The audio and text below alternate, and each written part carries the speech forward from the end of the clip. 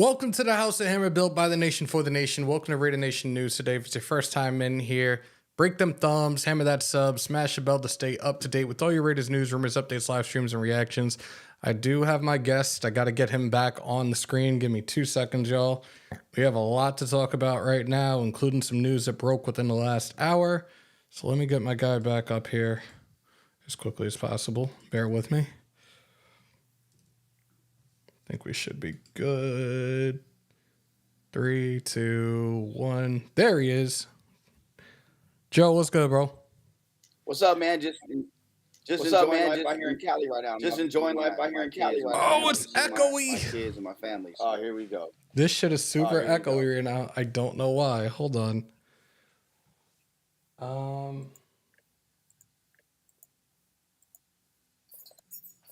don't know what the fuck. I wonder if this sounds better. It's probably whatever you have it set on in regards to the mic. Guys, give me a thumbs up. You can let me know how the audio is for this. Salute to Adam. Salute to Eddie. Salute to LV.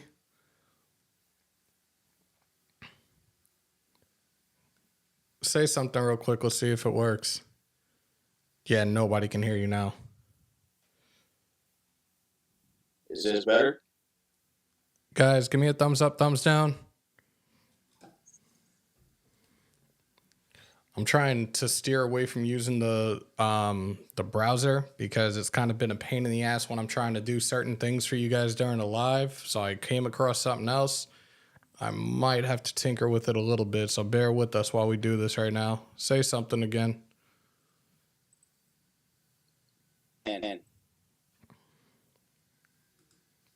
Try it now.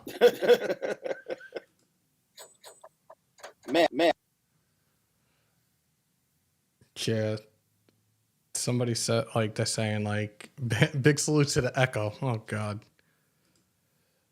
Yeah, we're going to have to figure that shit out at some point. I don't know what the fuck it is right now. Hold on.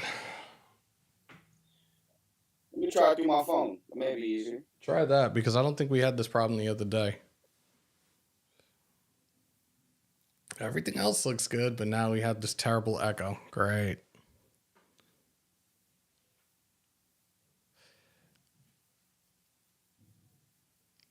Anyways, salute to the chat. Again, a lot of stuff has You back?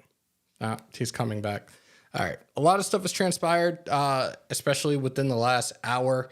For those that were unaware, Zach Wilson, the backup quarterback of the New York Jets, has now been traded to our AFC West rival, the Denver Broncos. That happened within the last hour. It looks like it's going to be some late round draft picks that are going in that trade. I think we got him back up. Let's see if I can pull this off again.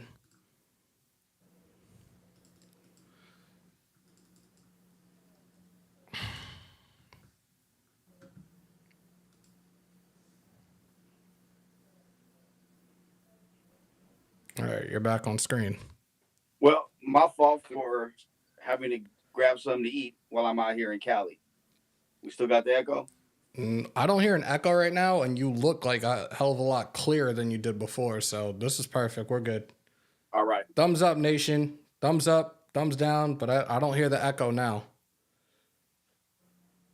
We're going to stick with the phone then. They just said good now. Perfect. All right. So, yeah, Zach Wilson has been traded, the former first-round pick out of BYU. I believe he was a second overall pick by the Jets a couple of years ago, is now a Denver Bronco. I see Grim in the chat. Salute to Grim.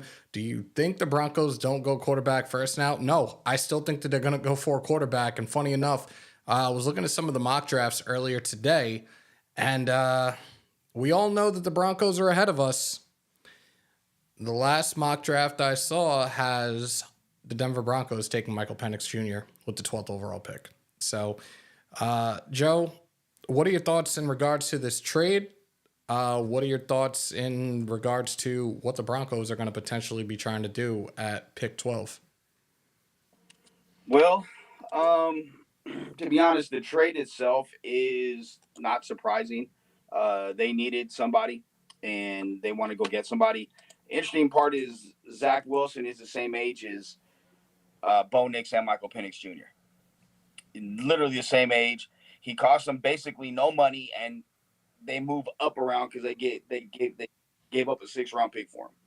So I don't think it's a bad trade for Denver, but it definitely doesn't take them out the equation.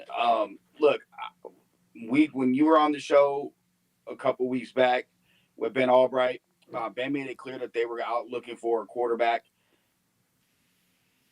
I think we all agreed that there's going to be 5 taken in the first probably 13 picks, top 15. There'll be 5 quarterbacks taken, and I think there'll be a 6th in the first round as well. It's weird because with Penix, and this is mock drafting this week, I caution everybody, believe, like, unless it comes from Schefter or Rappaport or Garofalo or Glazer or Pelissaro, like, believe nothing. Believe nothing. And take it with a grain of salt. But I do think that not that I think. I'm struggling right now, Hammer. I'm struggling with this. And TQ put it in my head on the last franchise podcast. He's like Penix throws one of the best balls in the draft. And he's probably going, like, he might be, you would kind of be forced to take him. But again, if you take him, you got to take a right tackle right away. So, I mean, the Raiders may be forced to play that hand if they want Penix. We shall see how this goes. 3 days away. There was another mock draft where we end up getting Penix. There's reports out there of all this different moving and shaking. We talked about this on Saturday that, like, this is lying season. We know that the GMs are not showing their hand right now. Tom Telesco actually did a pre-draft presser, which we're going to go through in a little bit. A couple of different questions that were asked from all the reporters that were there today, and some very insightful things. Really, it was good to hear what he had to say in regards to this process and what's going to go through this thought process and the type of decisions that they're going to make. Is it based upon needs? Is it based upon wants? I'm going to play everything momentarily. Which was this mock draft that I was looking at? So NFL.com had one out earlier today as well. And I'm just going to go through the first couple. Caleb, of course, at number 1. Number 2 is Jaden Daniels. Number 3 is Drake May. Minnesota trades up with Arizona and takes J.J. McCarthy. Chargers are still at 5. They get Marvin Harrison Jr. The Giants take Malik Neighbors, the receiver out of LSU. The Titans take Joe Alt, offensive tackle out of Notre Dame. The Falcons take Byron Murphy, the defensive tackle out of UT. The Colts take Brock Bowers at number 9. This looks like another projected trade. The Colts move up and trade with Chicago for the top ranked tight end in this draft class. Number 10, the New York Jets take wide receiver Roma Dunze out of Washington. At 11, via trade with Minnesota, the Vikings take cornerback Quinyon Mitchell, the corner out of Toledo. At 12, the Eagles take cornerback out of Alabama, Terrion Arnold. And that's another trade. That's a trade back for the Broncos. And at 13, the Raiders take Michael Penix Jr. So again, it's been all over the place. I've looked at different other websites, and it's crazy the way that these analysts, these mock experts are doing what they're doing right now. And towards the tail end today, we will do my final mock draft before Thursday night. We will be live Thursday. Salute to everybody that is in here right now. We're going to be doing 2 giveaways on Thursday. We're going to do one for the 2024 draft hat. $5 entry. We could either do it Super Chat or we could do it Cash App. Your name will be put in the wheel, and whoever it falls on, you will be the lucky winner to win that hat. We have another one, as you guys see at the top right of the screen. We're 100 away from 9K. We're going to do another giveaway. That's going to be a $10 entry. And again, for either one of these entries, you can enter as many times as you want. The 9K giveaway is going to be whoever we draft in the first round, we're going to gift you that player's jersey. Moving on Jaden You better hope Daniels. it's somebody they like though, because if it's somebody they hate and they're rocking a, let's just say, I don't know, throw a random name out, a random offensive guard from TCU, like they get hit. They're rocking his jersey. We'll let So them hey, change their mind if that's the case. If it's a guy, if it's one of those picks where we kind of all scratch our heads and do Who the fuck is that guy? then we'll change it as quickly as possible. But hey, I will say this. Let me say this about the mock drafts. go ahead. If there's one person that I'm going to pay particular attention to when it comes to a mock draft, I didn't look at it. I know he put it out over the weekend or like the end of last week. That's Peter Schrager from NFL Network. Mm-hmm. He is as dialed in as anybody when it comes to mock drafts, and he has been the most accurate mock drafter over the last decade. So if you check out Peter Schrager's mock, which I haven't yet, I would pay close attention to that. I see Flip said Penix at 13 is the biggest unnecessary risk. If we're talking about the injury history, like dude's combine did his medicals as a combine and everything was clean. I'm not stressing over that at this point in time. I'm really not. Like, But someone brought this up online, and that was a good point. I forget who it was, and I apologize if they see this and I don't give them credit. People talk about they love Zeus, right? right. They love Zeus, but he had 2 torn ACLs, but so did Penix. Like, how do you differentiate the two? Like, you like one but not the other. Like, for me, the thing with Penix is the 2 ACLs plus the 2 arm injuries, but then with the caveat, he's been healthy the last 2 years with a better offensive line at Washington. Who, by the way, their right tackle is a mid-round pick. So I'm just saying, if you can't be one way with one guy and then flip the script on another. Like, I get it's a risk, but at the same time, there's a dude out there named Solo who I think he's got very interesting takes. He's a big Raider fan. He's all for jumping in and getting a quarterback, 100%. Like it has to be a guy because he and I tend to agree. And I said it when the whole draft process started, which was, you can't be angry at the Raiders if they're going to be aggressive going and getting the quarterback that they want, no matter the cost. If that is their biggest need, and I can't wait. I know, and I wish I was back in Vegas for the press conference because I was going to be there, but I'm spending family time until later tonight till I head back. I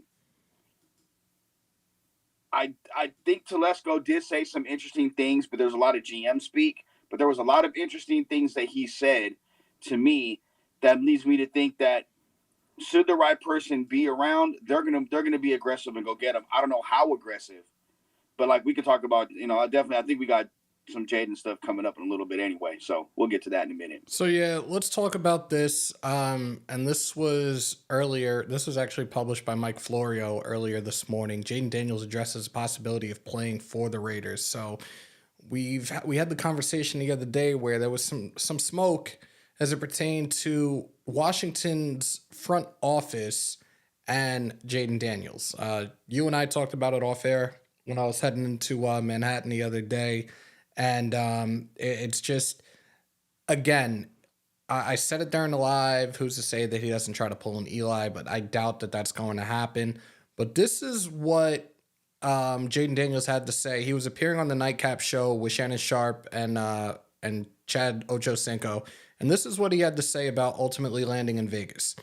I don't know how they're going to pull it off, but I mean, that's above my pay grade, man. AP is just as a human being. He's the right coach for that team, Just him and the intensity that he brings. He challenges people. He was challenging me at 18. So I know if I was to go to the Raiders, I'm not saying I'm going to go there or I want to go there. I want to go wherever my name is called. And if I were to go to the Raiders, I know as soon as I step foot, he's going to challenge me. It's obviously going to be a major challenge for the Raiders to go from 13 to 2. We've talked about this ad nauseum for weeks on weeks on weeks. And I've said it and I've made it perfectly clear, like, it would have been a hell of a lot better for a trade to be done last month and a half ago. Whoever they try to do business with within that top 5, they're going to be asking a hell of a lot for a lot more. I put it in the poll today.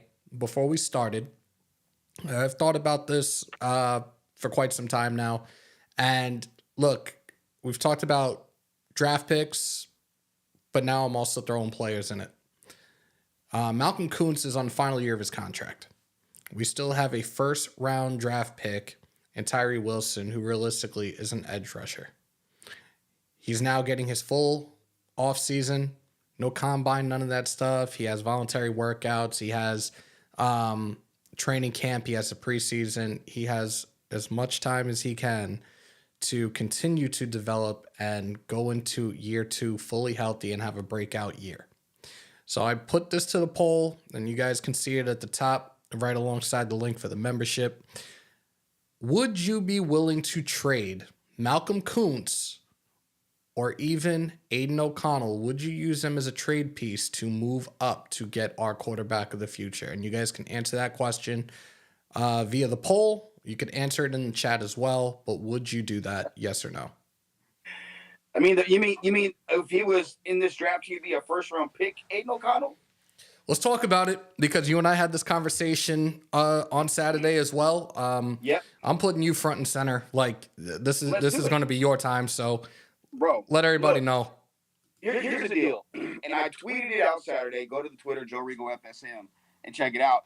And it's like everybody in the NFL knew that this quarterback class right here was a really, really good quarterback class. This is the quarterback class that could be generational, because they knew there was going to be 4, 5, 6, maybe even 7 quarterbacks in this class that could be special.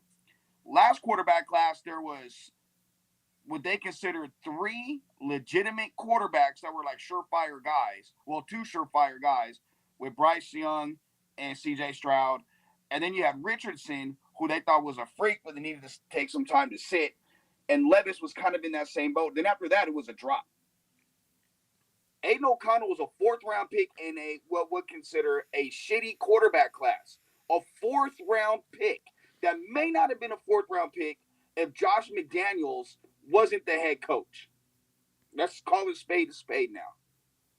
Why would anybody have the audacity to say Aiden O'Connell is a first-round pick in this class?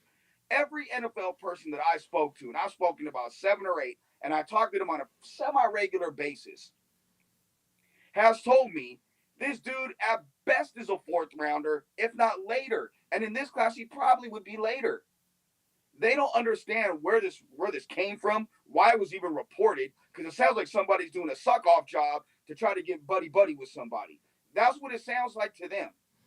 So to me, Aiden O'Connell is a backup. He was, 4-3 as a starter? Is that what it was, Hammer? Something like that, 3-1. I think he finished. I think as a starter, then he finished 5-5. 5-5. He's a 500 quarterback as a starter. That's why they went out and spent $15 million on Gardner Minshew. That's why they made it very clear they're not happy with the quarterback position and want to get better there. That's telling you, without saying now, listen to what's not being said. That's telling you that he's not the guy.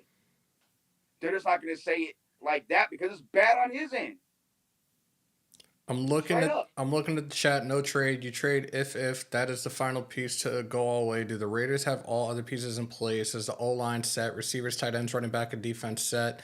The clock starts when you draft a quarterback to win now. Talk that shit, Grandizer, and salute to you, bro. I know it's been a minute. So here's the thing as it pertains to Kuntz. And look, I have nothing against him. Let's set the record straight right now. But we also know that this is a business at the end of the day. Kuntz is going into the final year of his contract. You have other guys on this team right now that are in the final years of their contract that are probably going to be looking to get bags and potentially get extensions with the Raiders. So I don't know if he's one of those guys that you want to extend. And that's the only reason that I put his name in this conversation, to see, would it be worth it? A guy that's in the final year of his contract, you really lose nothing, but you have a lot to gain if, in fact, he is used as a trade piece, and one of these top 5 teams are willing to pull the trigger on that, on top of whatever draft picks that we include in a package to try to move up within that top, anywhere between 2 to 5. I don't think 1 is even remotely a possibility at this point in time.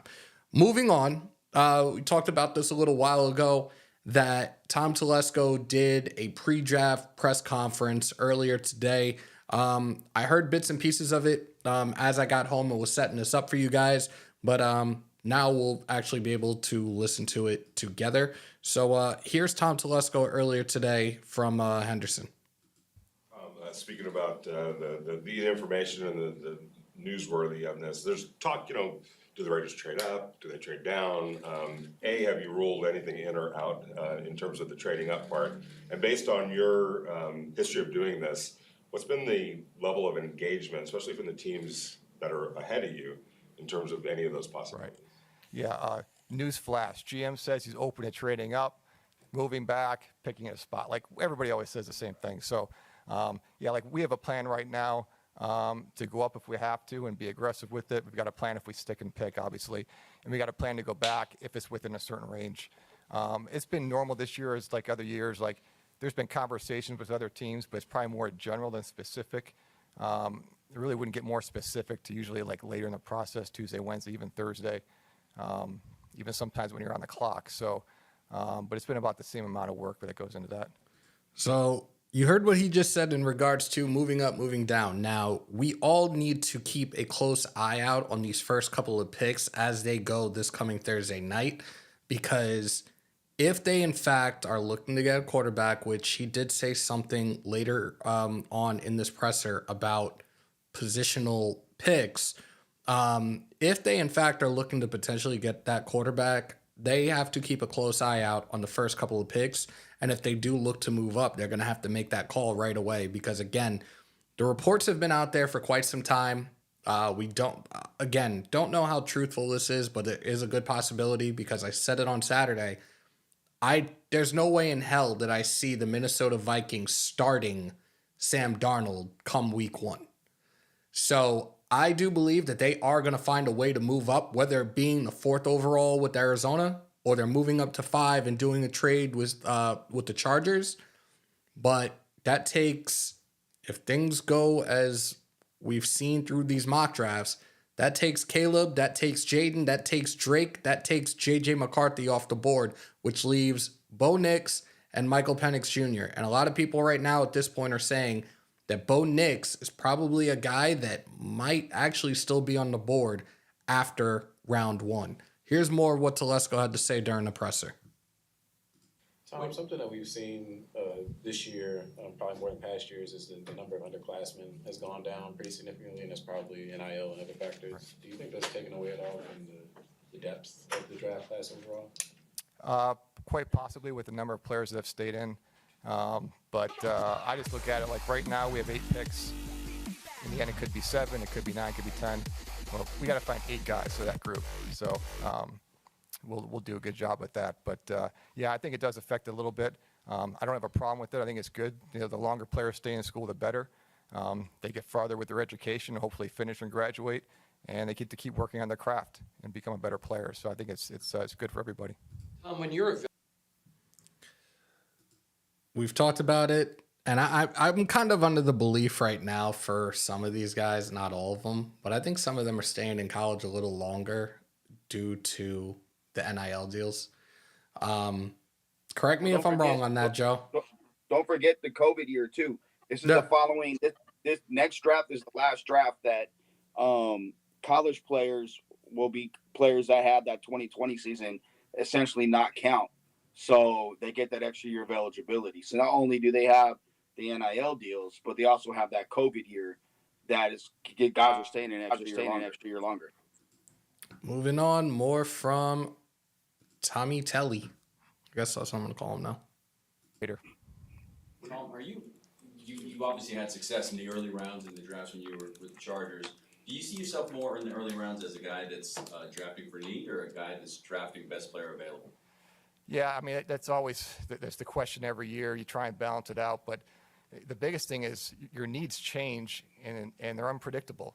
And a need we may have today may not be a need in August. We may have a player in the building right now that continues to develop and grow and fills that need. We may have a position group that feels really strong today, and then we get to September, October, and it's not that strong. So the story I've told here is, I guess it would be my first year with the Chargers. our roster needed a lot of work, but I felt like our receiver group was the strongest group on the football team. So we're in the draft, we're in the third round, and Keenan Allen's card is just staring at us, just begging us to take him. And we decided, all right, we'll take him, but more than likely he'll probably redshirt the year. We don't really have a spot for him. He may even be inactive every week. And then we get into May OTAs, and one receiver gets hurt. We get into training camp. Another receiver really didn't perform the way we thought he would. And then in September, another receiver got hurt. Keenan jumps in the game in September, and he's rookie of the year that year. So like I said, your needs change quickly and unpredictably. So it's hard to go into a draft just thinking how we're going to line up this opening day. We have to take a little bit more a long-range approach to it, like I was telling Hondo, and look, 4 or 5 years down the road rather than just how they fit today. How do you feel about that, Joe? I can't hear what you're saying. I don't have it on my end, so I'll be going into it blind. So what did he say? He's just talking about like the needs and wants, and talked about like how at one point when he was with LA, how like they got to the third round, they already had a whole bunch of receivers that were already on the roster and had Keenan Allen staring him at the face, and they took that shot, but he looked at him as if like, he's going to be a redshirt his rookie season. Pretty much like anything and everything is on the table as it pertains to us moving forward. I think that's smart. I mean, you don't want to at any point as a GM. I think you take the best player available at your biggest position of need. I think that's kind of what, unless you have a surplus of, like, for instance, the Chargers. They're not going to take a quarterback at number 5, even if the best player on the board is whomever it is, a quarterback. Just like they're not trading Justin Herbert to the Vikings. You're going to hear that a lot. That's not happening, just so you guys know. But I think it's smart. Like, he wants to build depth, and that's the way you get good. You give good teams build depth, and then that allows you to, if you want, go gamble it in the draft and grab somebody that you may not, normally look at because you have we have a need at right tackle. But the guy, your next best right tackle is a 4th rounder, and it's a 2nd round. You're not going to reach. So take the best guy available and build the depth. I think that's essentially what he was saying. So Raider Biggs just asked, how much impact is a Zach Wilson trade with Denver? They still draft a QB without a 2nd round pick. I do believe that they're still going to try to go for a quarterback. What do you think? I agree 100%. I think that's not going to change anything. That just shows that who their backup is going to be. Okay, we got a guy that can start, but if we need to draft the young guy, we have a guy that can start the first quarter of the season, and then we'll put the young guy in, and let's roll. Sean Payton's never started a young quarterback. All those quarterbacks have, everywhere he's gone, has been guys that are veterans. You look at when he got to New Orleans, he went and got Drew Brees, who was a starter with the Chargers. After Drew Brees, he went out and got Jameis Winston. Those are handpicked guys that he went out and got because he felt that they're, the best guy for them. For him, he doesn't want young guys. So that's why I think he wants to get someone like Zach Wilson who has some tools. The MILF Hunter is close to Utah, so they can go find, mommy MILFs and go have fun.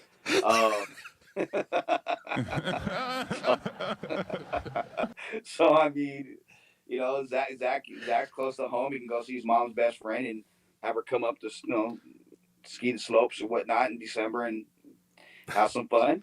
So it is what it is. So I mean, I think it's just a placeholder. I will say this though, in terms of a trade up. I got told this a while ago, and I said it last week on the afternoon show that I do, that a trade up, and we talked about it Saturday privately with the mock drafts and the mock draft that I did. And it was the first one that I did, and I waited this long to do it for a reason. Caleb Williams went 1, and Drake May went 2.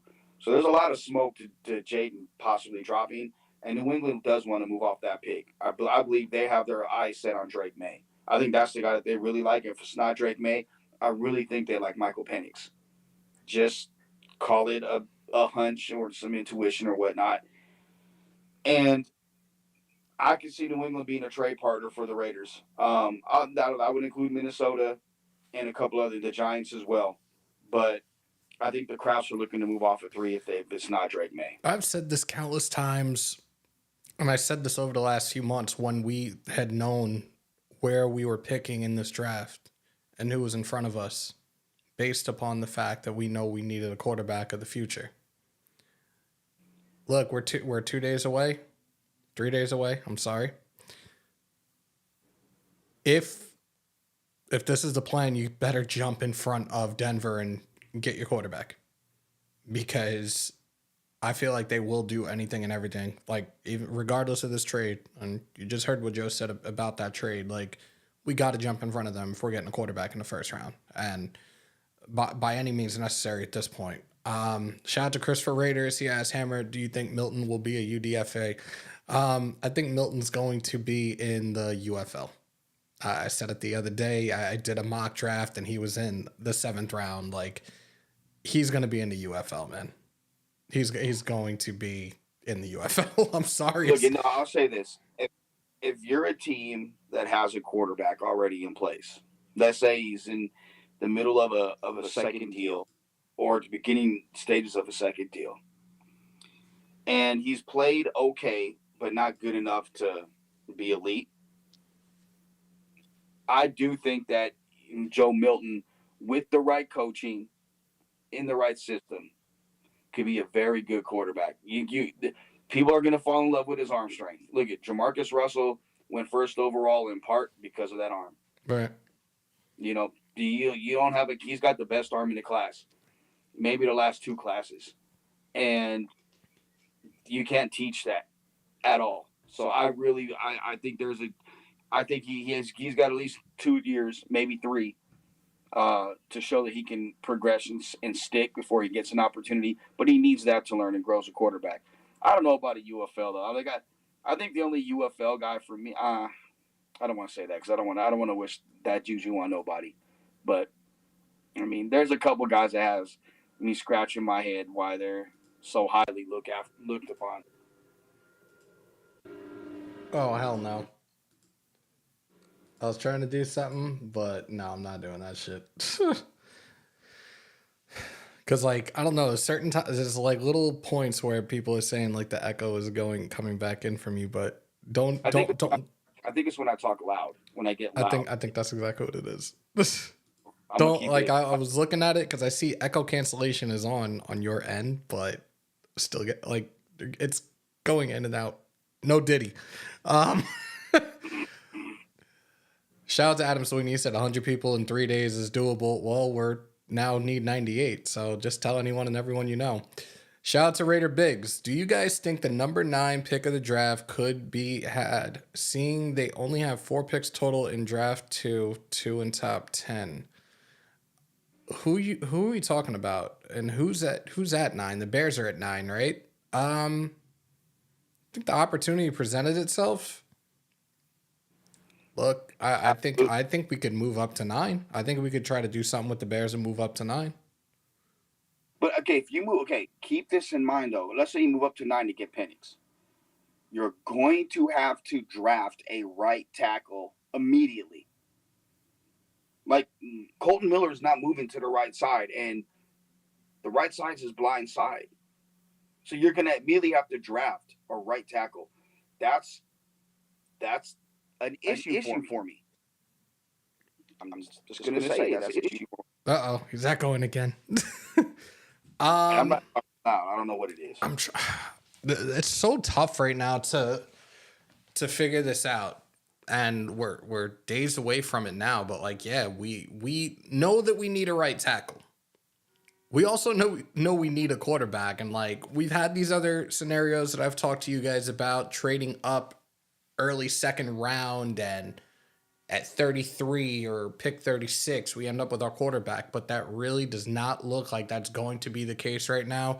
I talked about it Saturday. Adam Schefter has us projected to, or not us, has 6 quarterbacks coming off the board in the 1st round. Like, this is a very, very difficult situation. I had somebody the other day ask me about Arch Manning. For those that don't know, he's the backup quarterback at the University of Texas. Now, Sam Ehlinger was supposed to be in this draft class, and he's not a guy. Look, you guys know I'm a UT fan. I'm a UT homer, whatever you want to call it. Cowboy hammer. But I didn't see Sam. I definitely did not see Sam Ellinger being a quarterback for us, an option for us. And the reason that he went back to school is because he suffered a shoulder injury and missed a few games. So I'm pretty much under the belief that it was like he saw that his draft stock had dropped. So he's going to be there for one more year, which sucks because I really am excited to see Arch Manning and what he can do in his collegiate career. Like I thank God he didn't go into the portal and transfer out, knowing that Ellinger was coming back. But again, that's one less quarterback that's not in this draft class that one of these other teams potentially might have wanted. But I So go ahead. so we brought up Peter Schrager earlier in his mock, and he did a mock Saturday, Right. and he had the Raiders taking at 13. And I'm not sure if this is his only mock of this time. He may do one that comes out Thursday. I don't know. But Fashanu, the Penn State offensive tackle, who going into this draft was a lot of NFL evaluators had him rated as the top tackle in the draft. And he, by all accounts, according to Schrager, has the highest upside of any tackle prospect in this class. I wouldn't be mad at that, me personally, because I'm of the belief in say what you want. If you're not going to get the guy you really desire, which is Jaden Daniels,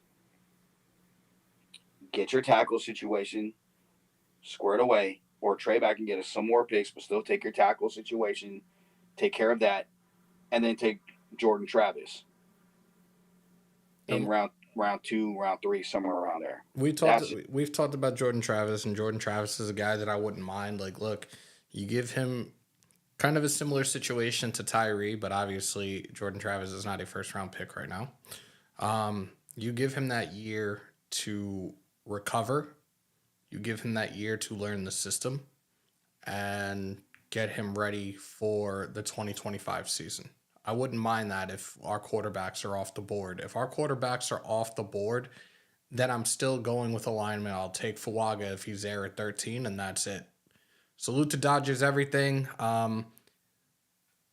Look, we took 2 out of 3 from the Dodgers. I'm very happy about that. I'm not supposed to be happy about that because I do have a huge amount of respect and love for the Dodgers, and shout out to Shohei breaking the record for Japanese-born player with the most home runs with 176. He cracked one out of Chavez Ravine the other day. It was definitely a beating that we deserved after taking the first 2 games, but I digress. Shout out to Adam Sweeney. How far do you think Sweat's draft stock dropped after the DUI? So I've been asking people about that, and people have asked me about that, and I'm not fully sure of what this does right now. Like, we talked about the defensive tackle room as it pertains to this draft class and where he stands right now.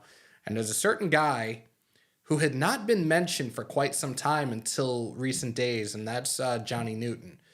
Now, all of a sudden, he had a great pro day from what was reported the other day.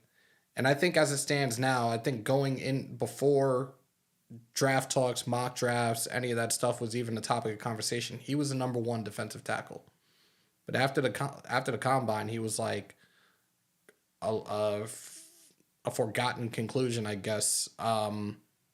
Where now he's ranked like 4th. As it pertains to Tavondre, I'm still, and I've always said this when it comes to his draft stock going into this draft, I'm looking at Tavondre Sweat in the 3rd round. I think with this DUI, late 3rd, maybe a 4th. I did a mock draft. For those that were here on Saturday, I did a mock draft and was able to get Tavondre Sweat in the 4th round. We had a situation similar to this last year in the 1st round. Everybody wanted Jalen Carter, and I told you guys personally I was iffy about it just because of the previous situation that we had with Henry Ruggs. I didn't want to go through anything like that again. I didn't want to have to worry about a young kid in Vegas and doing the wrong thing. Now, at the same time, Jalen Carter was fortunate enough to be drafted by a team that had a whole bunch of his former college teammates with him to be around him and keep him out of trouble. And the great leaders and veterans that they have in the Eagles organization made sure to keep him out of trouble as well.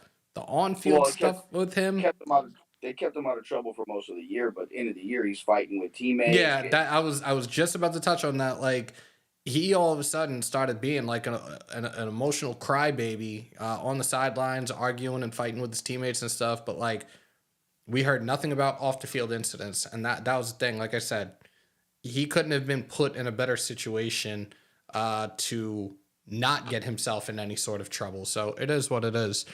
Teams don't value character anymore. It's all about talent. Jalen, anyone.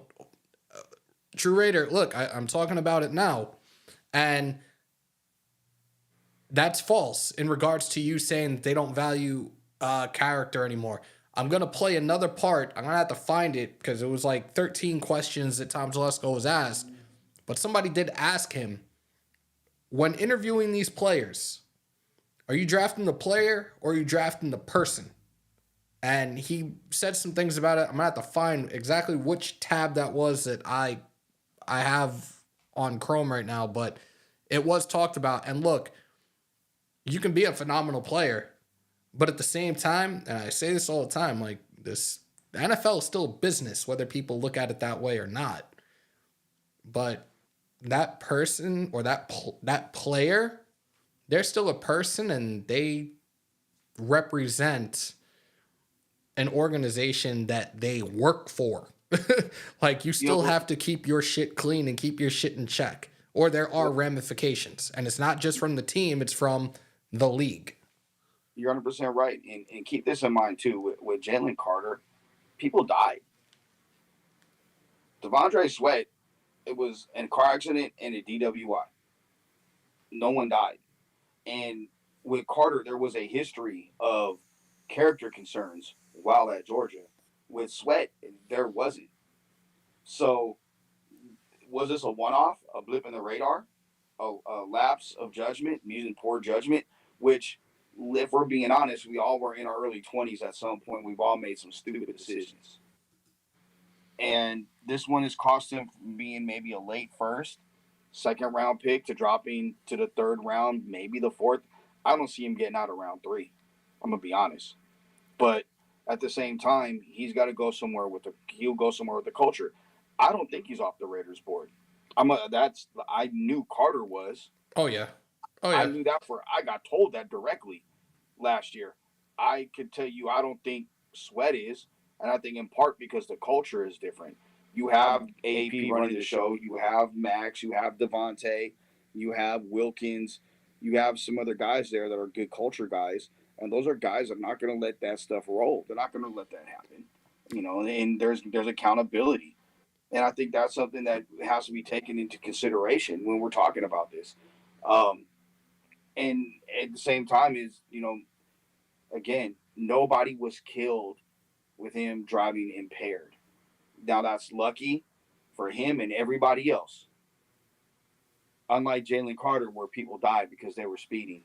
Unlike Jalen Carter, who has a history or had a history of issues at UGA that made him, on some teams' draft boards, undraftable. You got to consider that as well. Salute to Detroit God. Professional sports is a job that you get paid for, like regular people get paid for their job that don't like it. You're supposed to like your job, and you get millions of dollars, and you act stupid. See? And look, if when you guys say things in the comments, don't ever take anything I say to you personally. Like, it'll be my opinions, and everybody has opinions, but like, I'm not going to shy away from reacting or giving my thoughts or my views on a situation. And shout out to Grandizer in the chat because he just said it's not a felony. No, but it comes in Texas. It's like a $2,000 fine and I believe 180 days in jail, if I remember correctly, or both. So I do believe that we're not going to look. Nobody was killed, which you guys said in the chat. Nobody was killed. Thank God. If anything, it's probably just going to be the fine. I don't see him serving jail time after that. Raider Big said after the Ruggs tragedy, you can't draft him to Vegas. NFL is a QB-driven league. Without one, you'll always be a middle of the pack team. You're 1,000% correct, and this is why I'm talking about it. This is why we're having this discussion now, 3 days away from the draft. No, Detroit. I'm not talking about you, bro. I'm just saying in general, making a general statement, bro. You brought some valid points in the chat. We're good, bro. This is why I'm right now and talking about this trade with the Broncos that they made for Zach Wilson. They're still going to get a quarterback. We need to find a way to jump in front of them. And again, if it takes us to get to 9, whatever they're going to ask for, and that's the Chicago Bears, and we're going to have to make it happen and get that quarterback if it's Penix that they want. If foregone conclusion, Jaden Daniels is with Washington, but we will see. Hammer, can you put up the last question from John B? And don't they have a service that picks you up if you need? Right. So here's the problem. Go ahead. When you're a player and you have something like that, when it comes to contract times, the team could use that as a negotiation against you. So players don't like to use that. So it's essentially, yes, there is a service that could pick them up, but they report back to the team, oh yeah, well, Hammer was hammered. He lived up to his name. Boy, him and Joe got lit. And man, this is like the 5th time the last month we picked them up from wherever they were at. So the foundation room. So man, there may be a problem.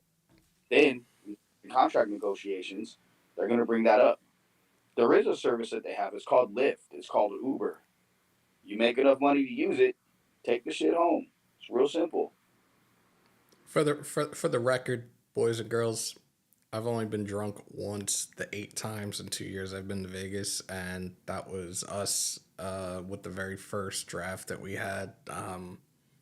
But I've always, when I'm out there, I'm incredibly conscious of what I'm doing in my surroundings. Actually, that first time I was ever out there, it was Ubers, and they added up, and I came to the conclusion, like, yo, anytime I'm out here now, I'm renting a car. I don't give a shit. Like, and I don't care what kind of car it is, but I don't. You haven't been out here with me, though. Nope. I'm still not going to drink, bro. I'm telling you right now. It will not, like, I will drink while I'm out there, but I don't drink to the point where my decisions are stupid or No, I do reckless shit. Like because one, I don't ever want to spend a night in jail in Vegas. Sorry. I'm not living the hangover. I drink a lot. And I Lyft or Uber everywhere. Mm-hmm. And what I will say is this. I know exactly what I do every time I drink. To say that I got so drunk I don't know what I was doing would be a bullface lie and excuse. Right. I know exactly what I do when I drink. I know exactly how I act when I drink.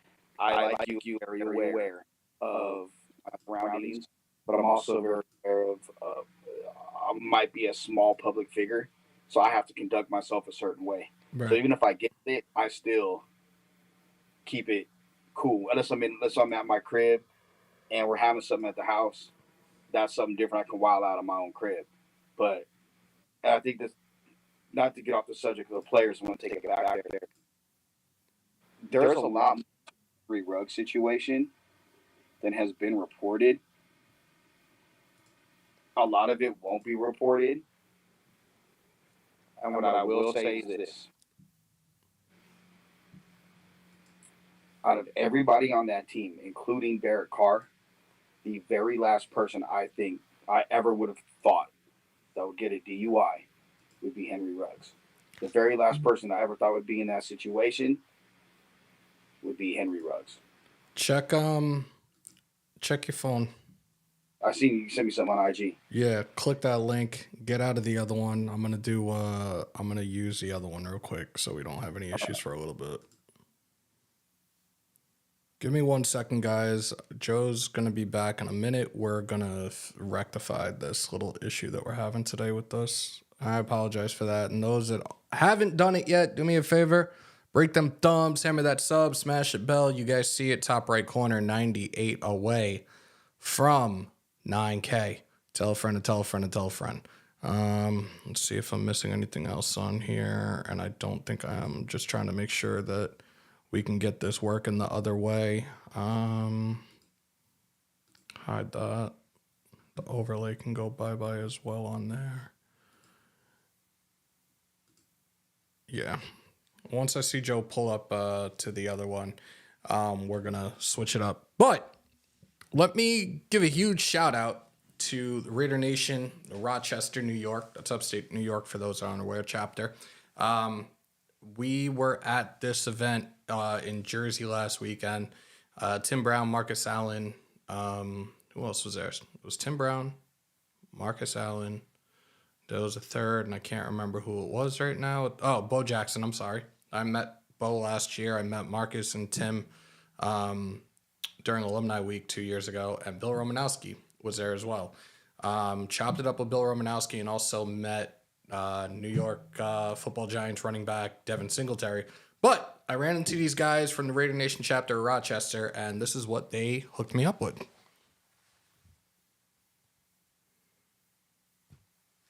Salute to them. Much appreciated. Much love to them. I was like outdone when they handed that to me. Salute to Richard. I'm trying to catch up with you guys. I'm looking up at the chat with you guys right now.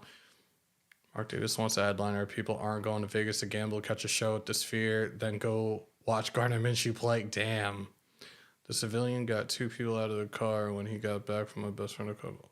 Jesus. Oh, I'm sorry, Deb. I apologize. The shirt says, this sucks. You guys can see it. Let's smoke our shit. Let's talk our shit. Joe is right there. This is the Raiders' goddamn way. And then on the back, it has Pierce and his old jersey number 58. So salute again to the Raider Nation chapter of Rochester, New York. Much love and appreciation to them. Let's see. I don't know. He disappeared off of there, but he'll be back in a minute. And let me shut down. He already exited the other one. All right. So when he pulls up, we'll fix this. Individuals actually go to Vegas so they can fornicate and do things and go home and think they're not guilty about what they just did. Good God. Good God, Detroit.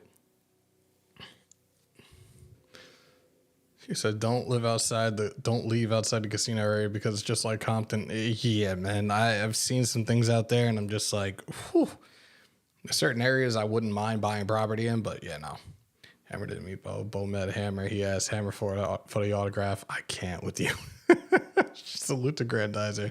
I'm waiting for Joe to pull back up. I think he's having some difficulties right now trying to get his camera back. So when he pulls back up, we're going to do the other screen, display capture, and have him and myself up. He looks like he's outside right now. Let's try to get this going real quickly. Hold on, guys. Okay. That's not what I wanted, but okay.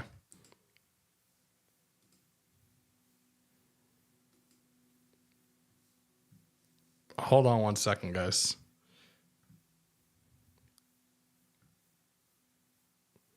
This has definitely been a shit show today. I apologize. Joe, you there? Of course. Now we can't hear him as he's walking the streets doing whatever it is he's doing. Joe, turn your mic on.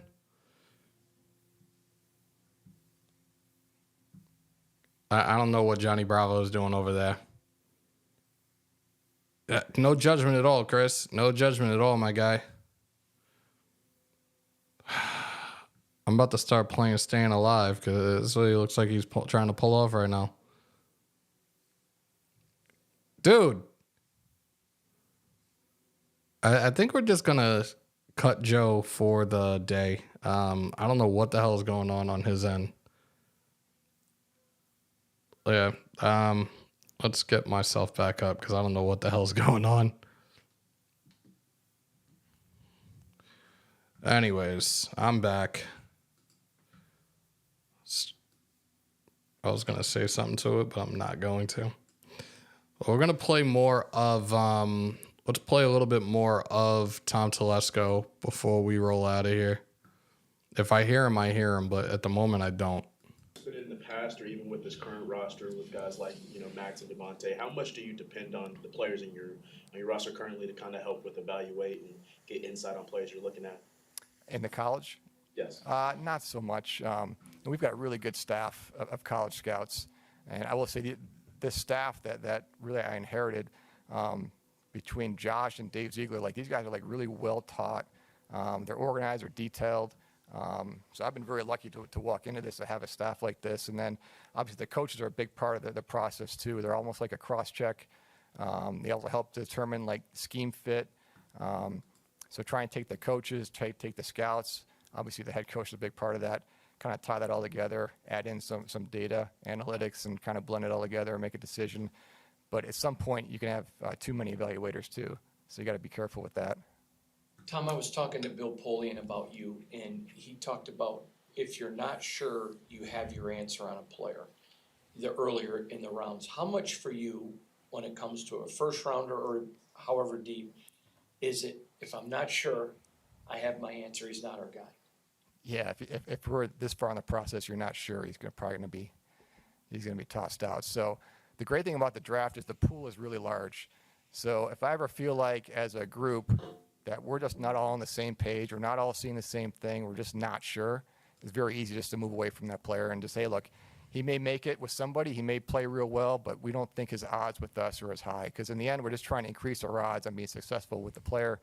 There's a lot of things that go into that, but you can kind of get a feel for that. That's why the draft, we try and make it a science. It's not. There's still an art to it. And, yeah, I've just felt like if we can't get on the same page with the player, we're probably better off just moving on to somebody else. All right, let me get back because I did miss one part.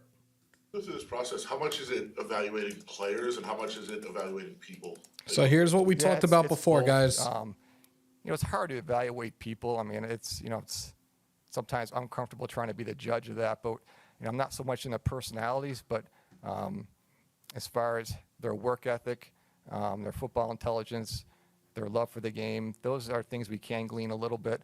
But it's a big part of it. It's more than just what you watch on tape. We're trying to put the whole package together for the player. In this league, it is so competitive. It's so good. The talent level is so high. You do need some places where you can find an edge. A lot of time that edge is preparation, work ethic, and passion for the game. So you try and blend the two together. And then the real big trick is to execute and follow that and not kind of fall in the trap of, well, he doesn't have exactly the intangible characteristics we look for, but boy, the tape's really good. So you try not to fall into that trap. So see what he said in regards to the discussion that we had before in regards to the player and the person. They're obviously doing their due diligence and a strong evaluation when they interview these players to figure out, are they going to be that guy for us, not just on the field, but off of the field as well. So that was the point I was trying to get across before as it pertains to the type of guys that we draft and guys that we passed on. So let's see if there was anything else that they had to say. I'm looking back through this because there was still a couple more, but I don't want to go like deep diving and going all the way through this again. Outside of the football, like actual, movements, things that you look for when you're drafting a player, when you had guys drafted like Joey Bosa or Justin Herbert that really worked out, what was something in common that they had that you really assessed about them prior to the draft? Yeah, those two guys, it's really the work ethic and preparation part of it. Because, like I said, the league is so talented. And like with Joey, I remember at the combine, he was competing with those drills like it was a game day. Like he was just soaked in sweat. He was focused on every single drill he did. He'd go back to the bench and sit down. He was kind of preparing for the next drill. Like that to me meant more than the actual times and actually how the drills looked. Just watch how he worked. And Justin Herbert was similar, where he just attacked everything like it was so important. And especially with a quarterback, like preparation is so big. So I just think in this league, it's got to be more than just talent. You got to have some other things that go along with that because everybody is so good, and you need to keep developing and improving over time. You can't level out in this league, or else somebody passes you by. So, as we talk about, it's more than just talent. It's got to be some intangibles with it. Those two guys had that. AP told me that he feels like the guardian of the gate, protecting the culture of the locker room you guys have built. Do you feel that same way when you're evaluating potential new Raiders about how are they gonna fit in my locker room? Yeah, even how they're going to fit in our city. I mean, these players are coming in and representing the Raiders, representing Las Vegas, and they're representing fans of the Raiders all over the world. So, yeah, that does come into it, and we are very protective of that. If you're going to be a part of us, you got to fit us, and I think AP is just tremendous at that. Biggest goal that you want to see accomplished by the end of the draft this year? Oh, that's a good question. It's hard to answer because after the draft, when however many guys we select, you feel great about all of them. In reality, they're not all going to hit. We kind of know that. You don't want to really, you don't want to talk about it, but yeah, that's just reality. But I guess probably because we're all kind of new together here, just make sure this process goes smoothly. We're going to do some things tomorrow as the NFL has like a mock draft to make sure everything works with technology and everything like that. So we'll go through our own tomorrow, just make sure the process is smooth. Because when you're making decisions and there's a clock behind you ticking down, you don't have time at that point to be explaining things. So we'll kind of do a walkthrough tomorrow because everybody's new here working together. We'll kind of go through that. So just make sure the process works smoothly. That's probably the biggest thing, but I'm not really worried about it, to be honest with you. Did someone say mock draft? No, I'm joking. All right. So I'm going to make one phone call real quickly. We actually might have some information. So we're going to call somebody real quickly. Hopefully he answers.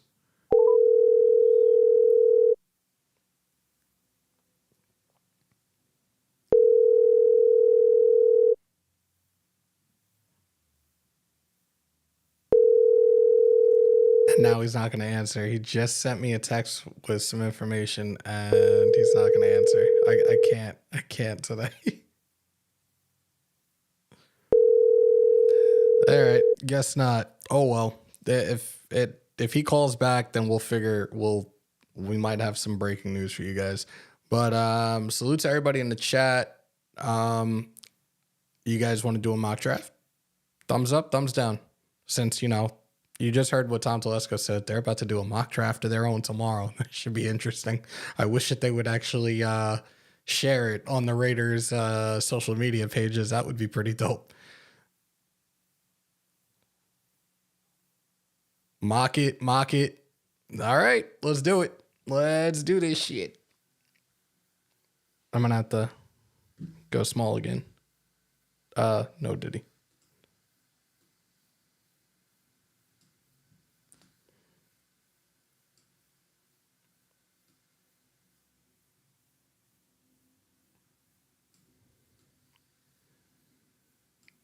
Fits right there. Pause. All right. Are we going straight up? Let me get my spreadsheet together. Chris, I like the way you think. All right. So I'm going to let the ladies in the chat control this mock. We'll do no trades, but how many do we have in here? I see Deb, I see Sarah. Do we have any other females in here? If not, they're going to be the ones running this draft. This is a first, and this is actually pretty. I really like that idea. That's pretty dope. So it's just Deb and it's Sarah. So. Sarah said, "Oh shit, I'm being put on the spot." Yes, you are. Johnny, do not start. Do not start. 3 females can affect the whole country. That's enough. And they're like greeting each other in the chat. I love it. All right. Deb, you're up first. Let's kick this off. Oops, that's right. I have to do it from the other screen. I'm having a moment. I'm sorry. All right. So start this up. You see Caleb Williams, Jaden Daniels, JJ McCarthy at number 3. Wow. Roma Dunze, Marvin Harrison. So there's no other quarterbacks that were taken off the board. Oh, wait. Drake May was taken by the Broncos. All right. Deb says Fuaga. All right. So Luis Fuaga, the tackle out of Oregon State. Sarah, you are on the clock. We do not have a quarterback, and you see that there are 2 quarterbacks there. Realistically, they might be off the board. Where are we going with this, Sarah? This is actually pretty awesome.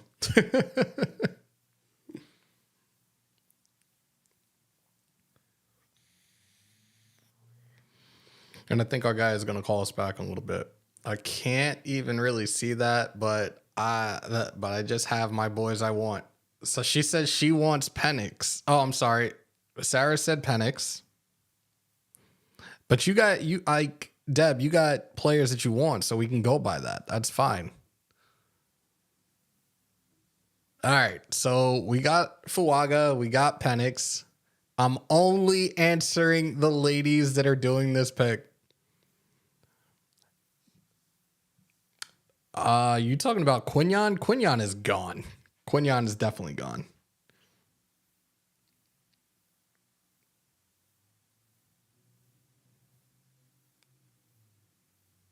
Penix in the second is a risk worth taking.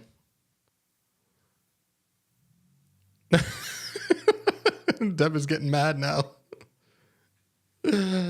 Oh, God. Come on, girls. I'm just looking back through it a little bit. A wide receiver here, I would potentially go a corner. Where are we going with this, Deb? This one's on you. Dorcas is there. Junior Colson, the linebacker's there. Trey Benson's there. I'm not mentioning that guy's name. Haha, I guess Kool-Aid. Oh, Lord. I don't even think Kool-Aid's there. Hold up.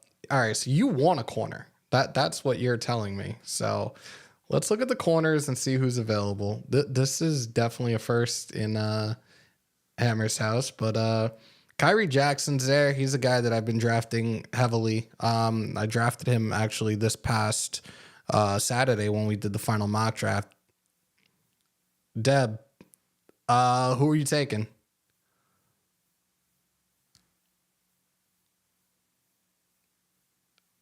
I'm assuming she's... There you go, Jackson. Okay. Well, this is going to take forever. Like, I'm getting ready. Damn, Johnny, you're terrible. All right. Sarah, you're up, and these are the best available. You have Ben... What is it? Ben Snot. That's going to be a name that I would probably butcher or call him Snot. Safety Cameron... Keachins. Hunter Nazard, the center out of Penn State. Sarah's on the clock right now. Rita Deb said I'm also at work. Oh, my bad. All right, we're going to stop the draft for a second because we do have some news. All right, you're live. Tell everybody the news that you got. And guys for that don't know who it is, it's Joe Arrigo. My bad, y'all. Like I told you, when I came to Cali, I came to get family time, and part of my duties is to pick up my son from school. So I walked down to get him. But yeah, I don't know. I'm having internet issues over here. It's always something. So does this sound better? No. There's no echo now. All right. So yeah, it's probably something over here. So all right. So where are we at, man? Where are you at now? Well, we are doing a mock draft, and the mock draft is actually being done by the 2 ladies in the chat, Raider Deb and Sarah. Salute to them. Sarah's on the clock. We are in the 4th round, but I know you sent me a text saying that you had some trade news. So let the viewers hear what you got to say. Well, the potential trade news, I kind of touched on it, but now it's come out from Diana Rossini, formerly of ESPN. I believe she's with The Athletic now. The Patriots are open for business at number 3. So it looks like Elliot Wolf may have settled in on a guy. I don't think he wants to move too far back, but I believe that the Patriots are looking at the number 3 pick and maybe a guy like Michael Penix to fit what they want to do, provided that that may lead to some more speculation that Jaden Daniels will be not going number 2, and potentially Drake May going to Washington. So, again, you kind of listen to what is not being said and what's not being talked about, and what's not being talked about is the Patriots open for business this early when, quite frankly, the best time for them to be open for business is on draft night. So there may be some smoke to the fire that Jay may not be at number 2 overall. They may be sliding to number 3.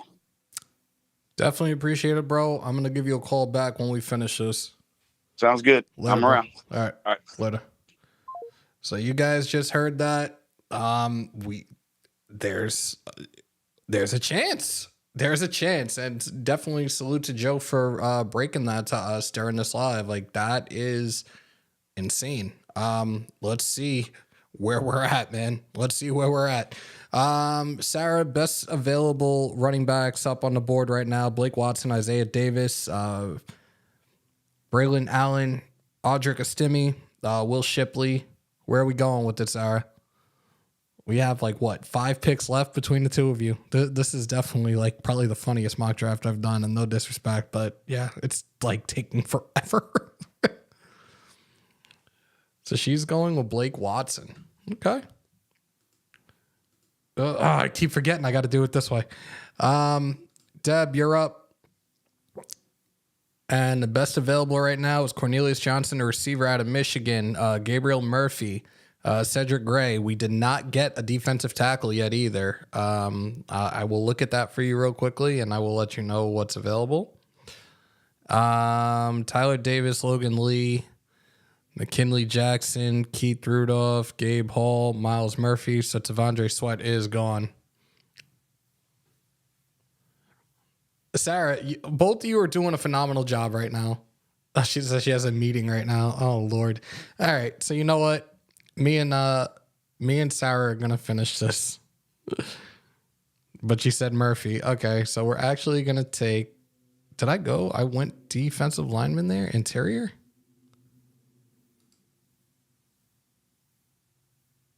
So you're going with Miles Murphy. Okay. Sarah, you're up. We are in the 6th round, 3 picks left.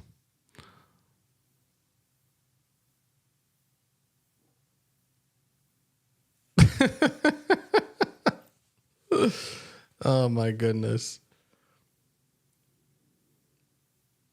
We did get a running back. Sarah, this is on you now. And again, you're doing a great job, so it's all good.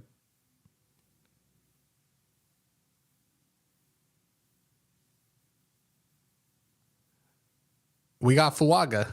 We can go guard if you want. Let's go offensive line. I'm actually struggling to see this on my screen right now, which is terrible.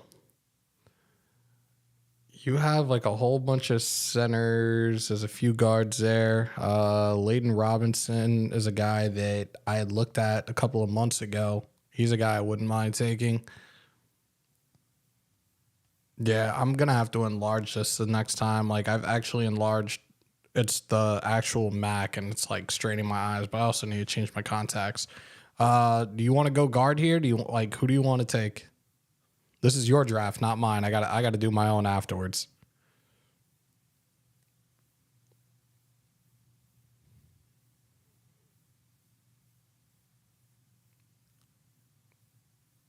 Yep. So where do you want to go?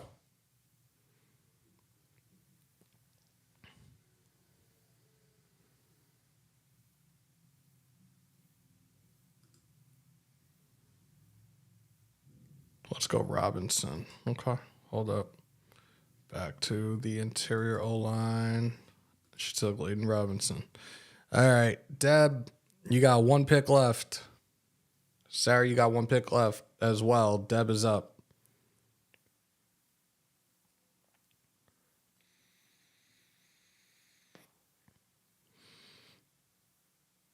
I have a feeling she's in the meeting. I might just have to do this pick for her right now.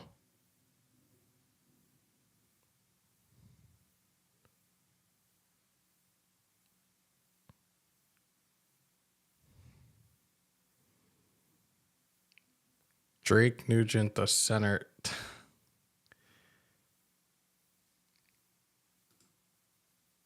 Let's see where we're at. Oh, he's still there. I think Sarah's in. Deb is in her meeting, so I'm gonna do the pick for her. I'll go Drake Nugent. Sarah, your last pick.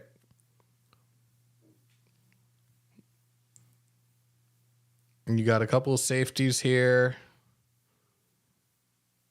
You got Joshua Cephas, a receiver out of University of Texas, San Antonio. Where do you want to go here? I'd probably go receiver because we didn't get one. And this is the last one for Sarah, and then we're going to do one. Johnny Kicknuts said a kicker. Nah, I'm good. We got a kicker that should be here for his whole career.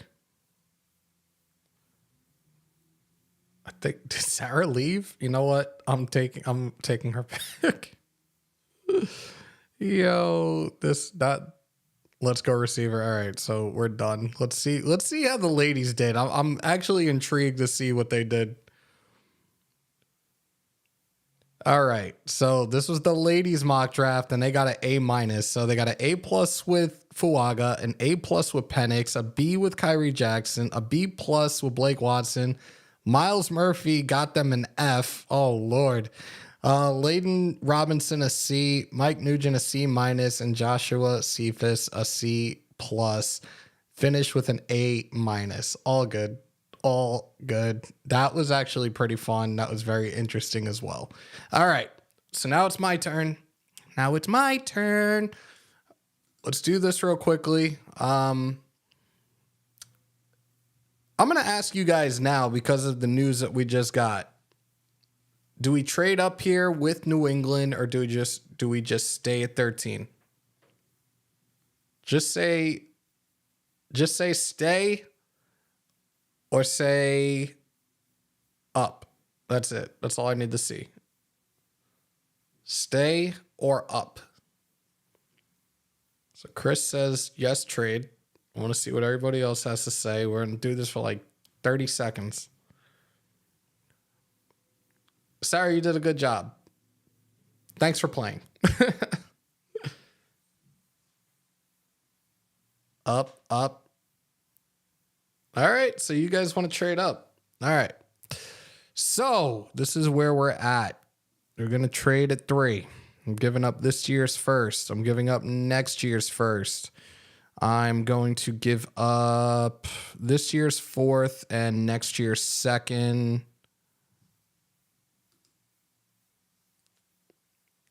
What up, Jose? Let's offer this and see what happens. All right, so they took it. Let's start this draft. And we have number 3 now, so let's see where it goes. This is going to be official. This is Hammer's official final draft. And again, with the news that Joe just brought to our attention, we have a chance at trading up, so that's where we're at. So, Caleb Williams went 1. Drake May went 2. Jaden Daniels goes 3 to the Las Vegas Raiders. We get the guy that we want. We still have a 2nd round, but we traded away a 4th round pick. So here we go. I'm still going to look at the offensive line, see what we have available. I see Jordan Morgan is there. I could also look at corners because it's another need. The main needs for us right now is offensive tackle, quarterback, and corner. Max Melton is there in the 2nd round for us. Am I going to go? Where do you guys? Best right tackle? Best right tackle is going to be Morgan. So I'm going to go with Jordan Morgan, the tackle out of Arizona.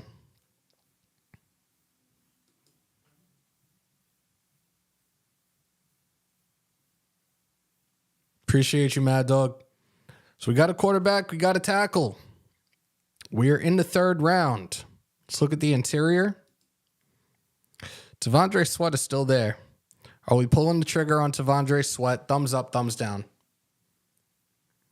I gave up this year's 1st, this year's 4th, next year's 1st, next year's 2nd.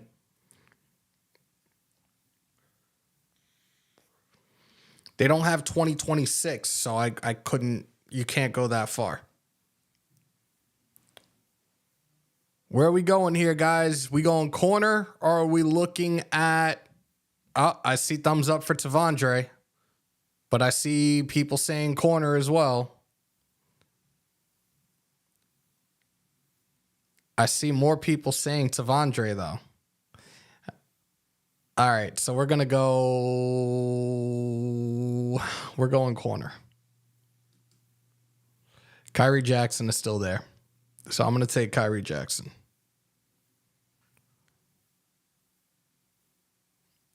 I'm going to take Kyrie Jackson here.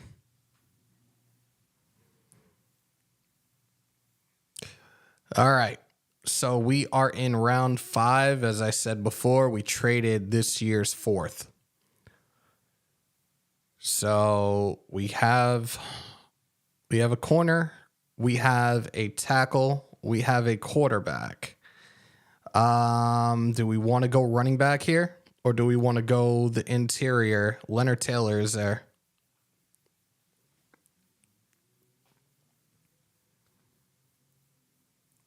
I see Will Shipley. Cedric Gray is there. Linebacker or running back? I'm going to go running back then. Actually, where are we? The 5th round? Let me take a look at the interior. You know what? We're going offensive line. I'm taking a guard. I'm taking Zinter. And then I'm going to go running back here.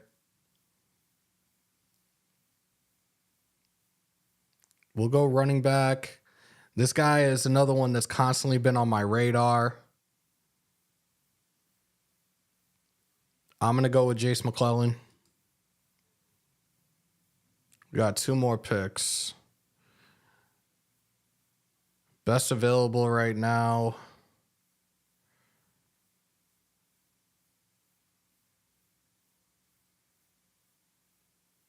Let's look at the receivers. Josephus is there. Sorry, Joshua Cephas. Let me look at the linebackers. I think the linebackers are fucking cleaned out already. Jalen Ford is there, but he's not a guy that I'm very high on at the next level. Nathaniel Watson is there. The dude is a bit of a dog. You know what? Let's go with Watson. And then we finish out.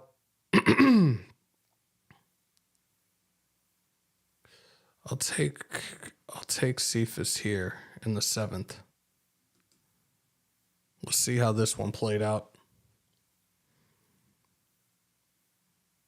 All right. So with the trade, they gave us a B for Jaden Daniels, which is bullshit. We got an A for Jordan Morgan. We got a B for Kyrie Jackson. We got a B- for Zach Zinter. We got Jace McClellan at an A-. Nathaniel Watson, a B, a C+ for Joshua Cephas. The ladies had a better draft than I did. I'm not running this one back. Yo, I'm not doing another one. Yes, we made a trade after the news that we just got. Trap God, appreciate you, man. Yes, the ladies did better. You guys can own that. Yeah.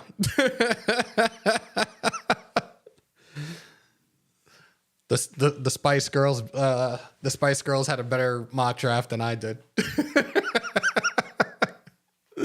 I think Deb already left too.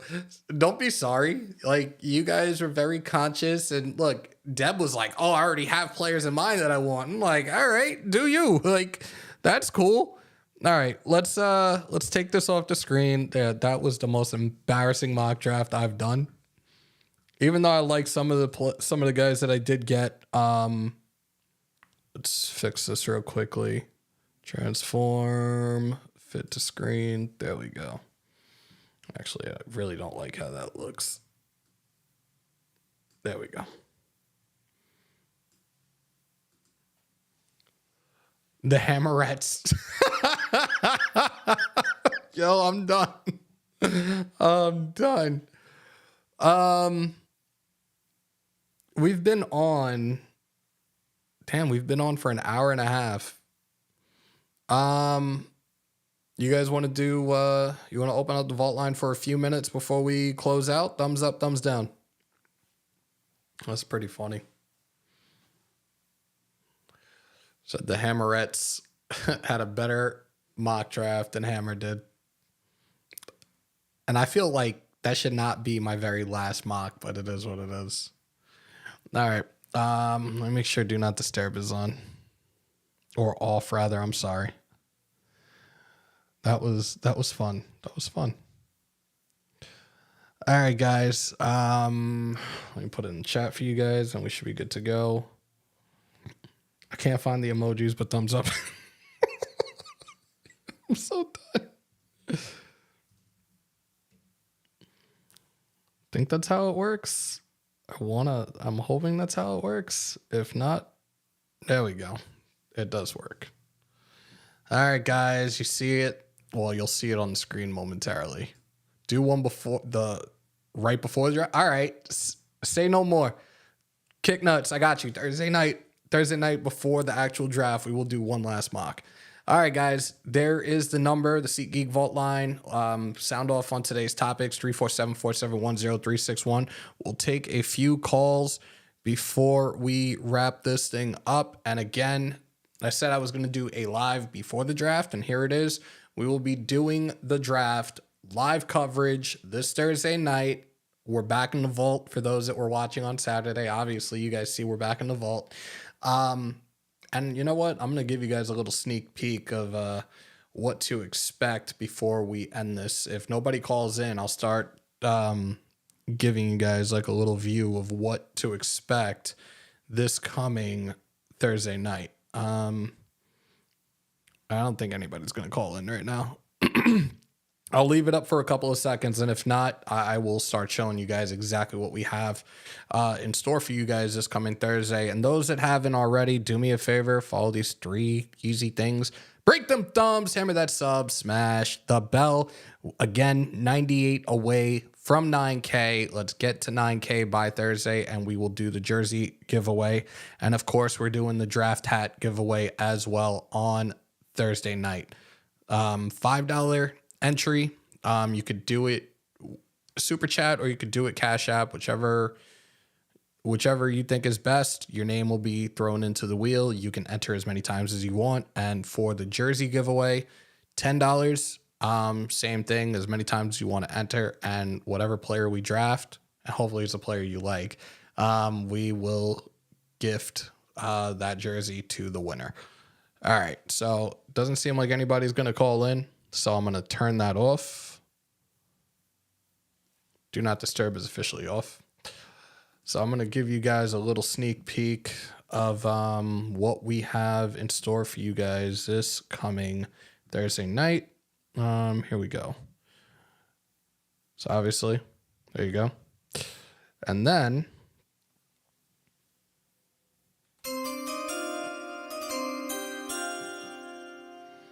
you will have this on the screen with the player's name, their position, school, all that fun stuff. But, oh, wait, there's more. Let's turn this one off. If it wants to turn off. I think it's being difficult. Hold on. All right, we do have one more thing we can show. Ticker. It's not the one I'm looking at. Where is it? Here we go.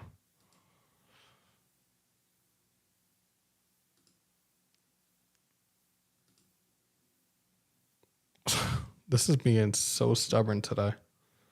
And then you have this. So this is what we have in store for this coming Thursday night. So make sure to pull on up. We're going to start, I'm going to say 7:30 Eastern, 4:30 Pacific time. And again, we will be on for the full 3 hours, the entire first round.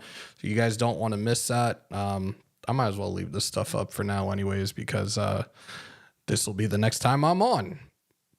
I'll take it off the screen for now.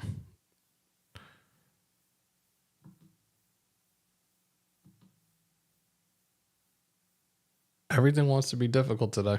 It is what it is. Yeah, that stuff is gone now.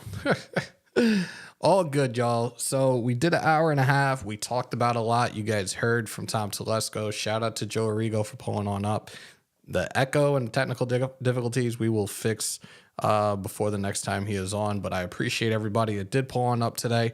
On your way out, if you haven't already, break them thumbs, hammer that sub, smash the bell to stay up to date with all your Raiders news, rumors, updates, live streams, and reactions in the house at Hammer, built by the nation for the nation. Raider Nation News Today. Continue to stay safe. Most importantly, be kind to one another. COVID is back and on the rise. Remember to wash your hands and your asses. And as always, win, lose, or tie, Raider Nation till I die. Till Thursday night, y'all. Our second Christmas of 2024.